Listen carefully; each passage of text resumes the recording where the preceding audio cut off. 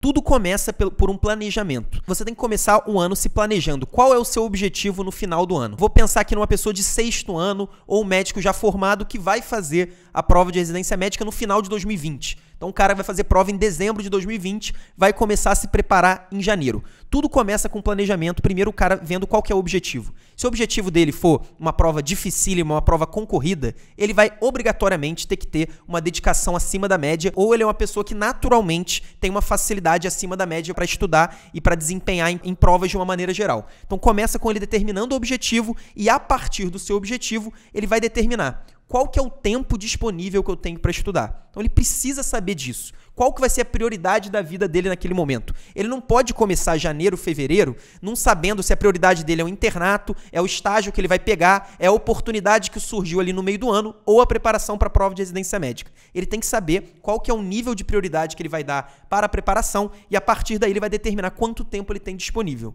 Nesse tempo disponível, ele vai incluir o estudo, pelo menos uma vez, de mais ou menos 95, 92 temas na prova de residência médica. É mais ou menos o que a gente tem na mentoria, por isso que eu tenho esse número mais exato. Então, são os tópicos de relevância média, relevância alta ou relevância muito alta na prova de residência. E aí, claro, a gente tem estatística, normalmente a gente divulga isso no workshop, mas você não precisa ter os assuntos exatos. Eu tenho certeza que a maioria das pessoas já sabe quais são os temas que caem mais. Às vezes a estatística é até superestimada. A pessoa quer saber o tema exato, mas ela já tem uma noção. E com essa noção já é possível ela planejar o ano. E além do planejamento, do estudo desses 90 temas, a pessoa tem que se planejar para revisar esses assuntos. E aí eu colocaria mais ou menos uns 50, 60 assuntos para você se programar para revisar pelo menos 3 vezes ao longo do ano. Então você não vai revisar menos do que 3 vezes os assuntos mais importantes. Talvez os fundamentais, que são aqueles realmente de relevância muito alta,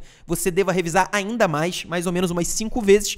E à medida que você tiver essas informações, você vai pegar o seu cronograma, o tempo que você disponibilizou e vai colocando. Vou estudar esse assunto aqui, depois eu vou revisar esse assunto daqui a 2, 3 dias, depois eu vou revisar daqui a 7, depois eu vou revisar daqui a 3 semanas. E aí vocês lembram que eu falei lá da memória da sua agência e conta corrente do banco. Depois de um tempo, você não vai precisar revisar com tanta frequência. E você vai identificar isso. Então é muito importante que a pessoa tenha isso em mente. Eu acho que, para resumir, o mais importante, ela precisa saber o tempo disponível que ela tem e ela precisa espalhar o estudo e revisão ao longo do tempo. Quando que ela vai começar a revisar? No dia seguinte ao primeiro dia de estudo. Então, no dia seguinte, ela vai fazer questões sobre o tema que ela estudou no primeiro dia. Se a pessoa fizer isso, seguir esses conceitos que eu estou falando, eu tenho certeza que ela vai ter um processo de revisão completamente acima da média, pensando em prova de residência.